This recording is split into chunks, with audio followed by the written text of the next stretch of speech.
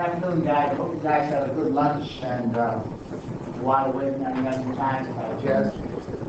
Be ready for the upcoming practice. Like I stated earlier, I'm going to piggyback on some of the things that Thomas Henderson said. But first and foremost, before I begin to get into that realm, I'm going to a lot of things written about athletes today. There are a lot of things written about young Americans and young people today, young adolescents. And you know, although a lot of it can be negative, I happen to believe there are a lot of positive things that you guys are doing today. For one thing, I know that you guys are much, much better than I was at your age. You have to be to play with Nintendo and the Sega games, first and foremost. So I'm not going to fool you. You guys are pretty bright. Don't let anybody tell you anything different. Don't let anybody tell you that you don't have the mental capacity to do schoolwork or just to carry on in general in life.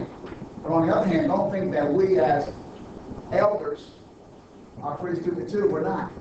Everything that you've often thought about, that you've tried outside of being involved in some illicit drugs and situations like that. But because of that, let me tell you something. You'll grasp everything that I have to say, just like Thomas Henderson had to say. Two things that are happening to you guys today, I want you to really become aware of. Society today is sending a lot of mixed messages, many mixed messages.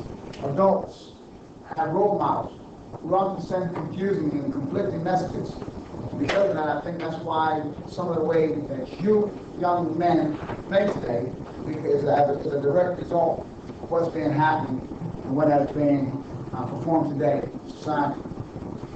Two lies that you guys are often dealt with. Two lies. Number one is that it'll never happen to me. It's always to the other person. It'll never happen to me. The second one is that you're entitled to one mistake. Don't believe that. Don't believe that. Let's take one mistake, for instance.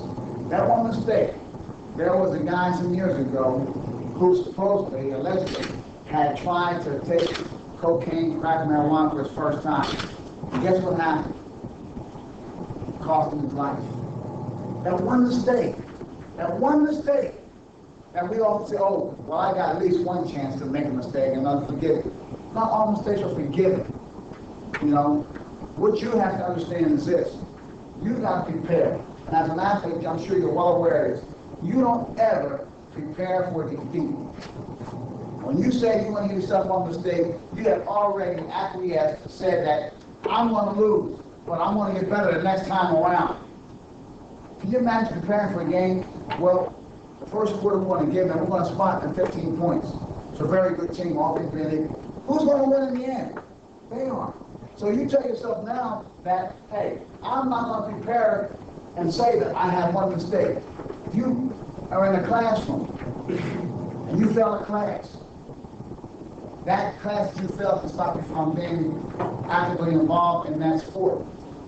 It'll prohibit you from being able to play that sport because you failed. Don't go out there making up your mind saying, well, I'm a young guy, I'm a freshman or I'm a sophomore, they're seniors, they're juniors, and I'm going to go out there and I'm going to let them have their way. Don't do that.